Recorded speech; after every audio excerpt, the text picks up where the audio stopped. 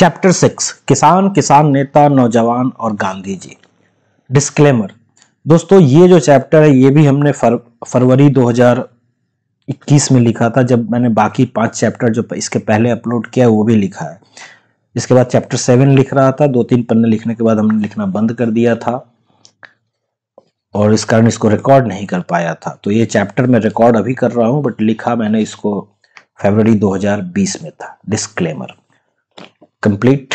अब chapter start करते हैं। चैप्टर 6 किसान, किसान नेता, नौजवान और गांधी जी। क्रांति के कंधे के 4 निशान, जय जवान, जय किसान, जय मजदूर, जय नौजवान। इतिहास गवाह है कि क्रांति जब भी आती है इन्हीं 4 कंधों पे चढ़कर आती है।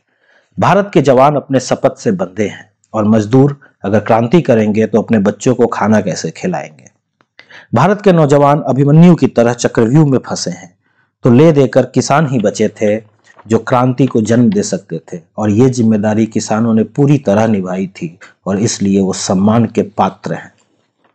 क्रांति को अलग अलग लोग अलग अलग शब्दों में समझते हैं, पर मेरी नजर में समाज, तंत्र, देश, विश्व, कहीं पे भी कोई सुधार एक तरह की क्रांति ही होती है। और हम सब चाहे तंत्र का हिस्सा हो या समाज का, जाने या अनजाने ऐसे कितने ही क्रांतियों का कभी हिस्सा बनते हैं और कभी साक्षी और कभी कभी उसको रोकते भी हैं। पर आप कभी उस क्रांति को नहीं रोक सकते जिसका समय आ गया हो।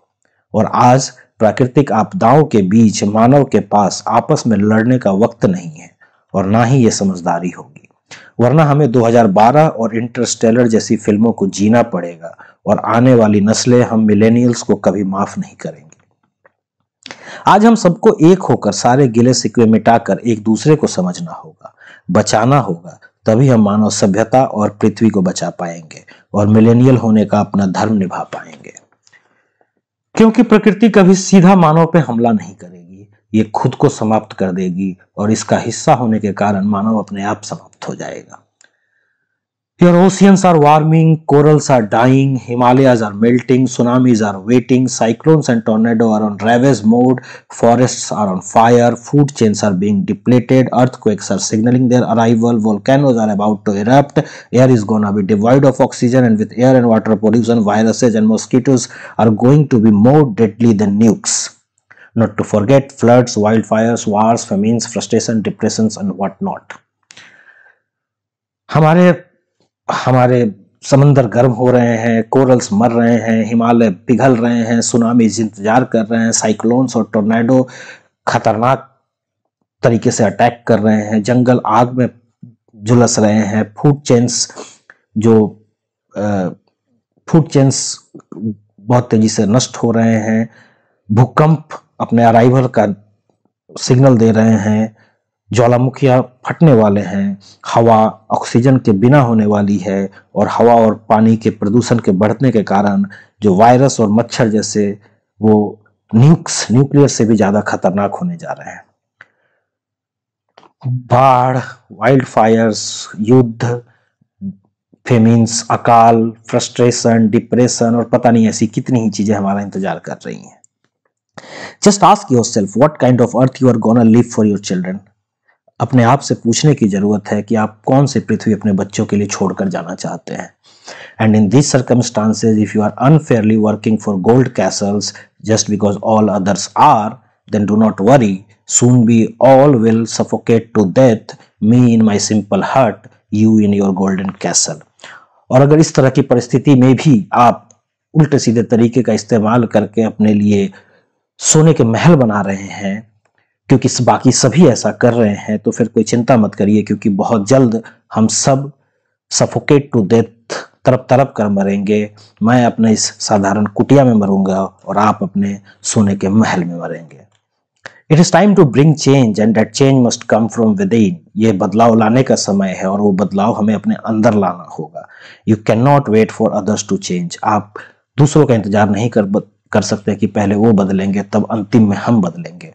You will yourself have to change. आपको खुद बदलना होगा and set example for others to learn, ताकि आप एक एग्जाम्पल सेट कर सके जिससे दूसरे सीख सके that we humans are weak but if we are willing, दूसरे ये सीख सके कि हम इंसान वैसे तो कमजोर हैं, लेकिन अगर हम में दृढ़ इच्छा शक्ति हो, we can also complete this seemingly impossible task of saving us.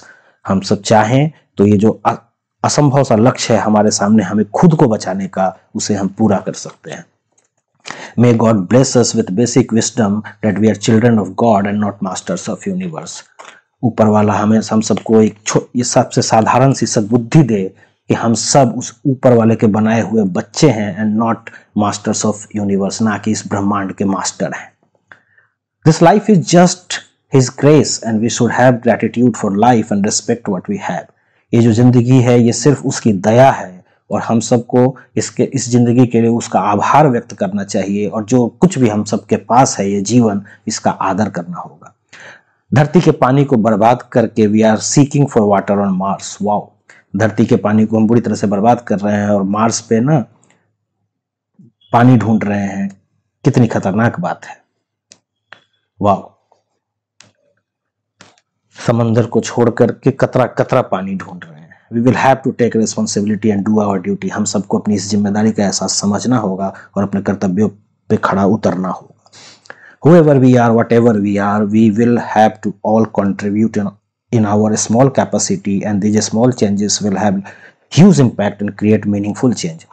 हम जो भी हैं, जो कुछ भी हैं, जहां भी हैं, हम सबको अपने छोटे छोटे प्रयासों के थ्रू इसमें कंट्रीब्यूट करना होगा, इसमें हिस्सेदार बनना होगा, और ये जो छोटे छोटे चेंज होंगे ये सब मिल करके बहुत बड़ा बदलाव लेके आएंगे और बहुत सही दिशा में पृथ्वी को लेके जा सकते हैं। And farmers being close to nature are aware of this reality and that is what they are trying to teach us. और जो किसान हैं वो क्योंकि प्रकृति के नजदीक रहते हैं, उन्हें इस सत्य का एहसास है और वही शायद वो हमें सिखाने का प्रयास कर रहे हैं। भारत के नौजवान पे एक बड़ी जिम्मेदारी है। उन्हें सब कुछ भूलकर एग्रीकल्चरल रिवॉल्यूशन, कृषि क्रांति करना होगा ताकि हम भारत में और दूसरे देशों में किसी को भूख से ना मरने दें। और इसमें सबसे बड़ी रुकावट भारत खुद है। भारत का नौजवान सरकारी नौकरी की गुलामी की मानसिकता, जातिवाद, दहेज प्रथा और बच्चे मतलब प्रॉपर्टी और लड़की मतलब स्लेव के एक ऐसे चक्रव्यूह में फंसा है जिससे अगर वो बाहर नहीं निकला तो वो खुद को और देश को दोनों को बर्बाद कर देगा। और इसमें उनकी कोई गलती नहीं है क्योंकि ये सारी समस्याएं हमें विरासत में मिली है और इसके लिए पिछला जनरेशन जिम्मेवार है, हम नहीं। पर इसकी कीमत दोनों जनरेशन चुका रही हैं।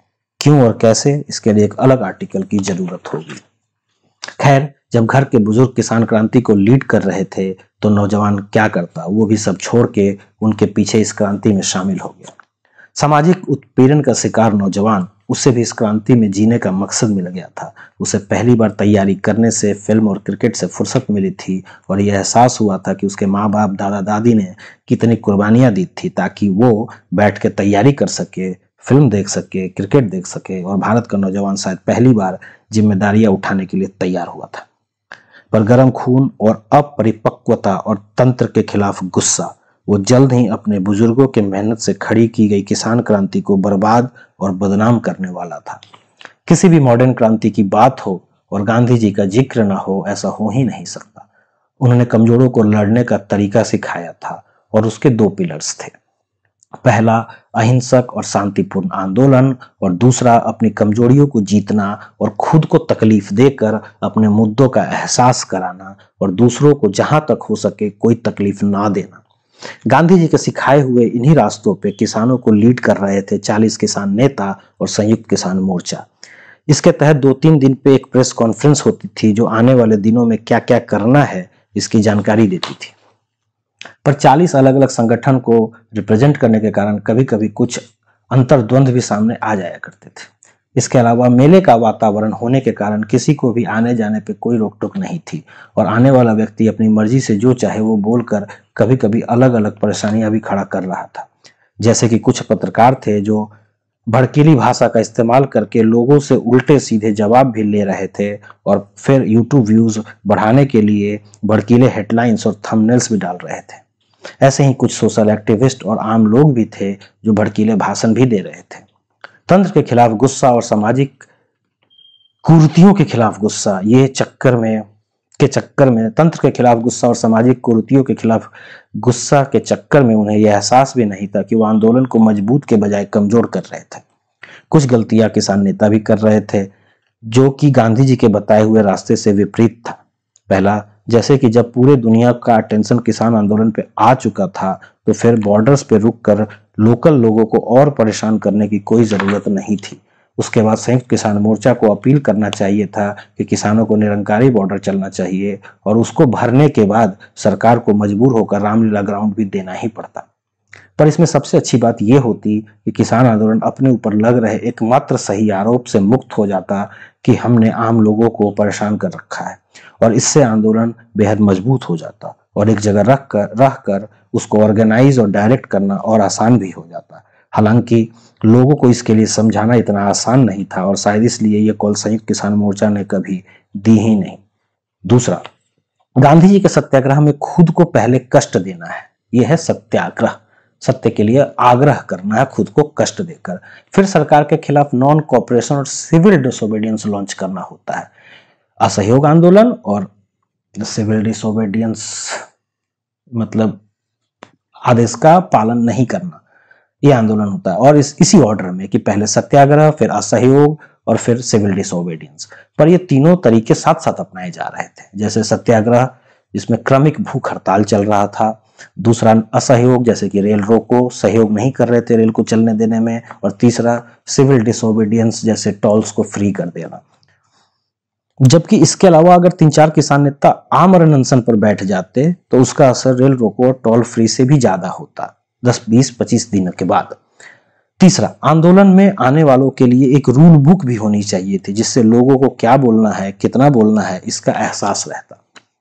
हालांकि मैं ये भी कहना चाहूंगा कि इन बातों को आर्टिकल में लिखना एक बात है और ऐसे विशाल जनसमूह को इसके लिए मनाना दूसरी बात है। और हमारे किसान नेताओं से जितना बन पड़ रहा था वो शांति और अहिंसा के ऐसे विशाल जनसैलाब को लेकर शांति और अहिंसा से ऐसे विशाल जनसैलाब को लेकर चलना ये इतना भी आसान काम नहीं था। और जिस तरह से किसान नेताओं ने इस क्रांति को हैंडल किया और देश व्यापक बनाया वो सभी सम्मान के पात्र हैं। किसान बाई नेचर समझदार होते हैं और जिनको उन्होंने अपना नेता चुना हो उनके हर शब्द को अक्षरशः पालन करना ये हम सब क्रांतिकारियों का कर्तव्य था। पर हम नौजवान इतने समझदार भी तो नहीं होते और गलतियां करना तो हमारे खून में होता है। और ऐसी ही कुछ गलती हम करने जा रहे थे जिसकी कीमत किसान क्रांति बदनाम क्रांति होकर चुकाने वाला था अगर सही समय पे यूपी पुलिस और नेशनल मीडिया ने हमें बचाया ना होता।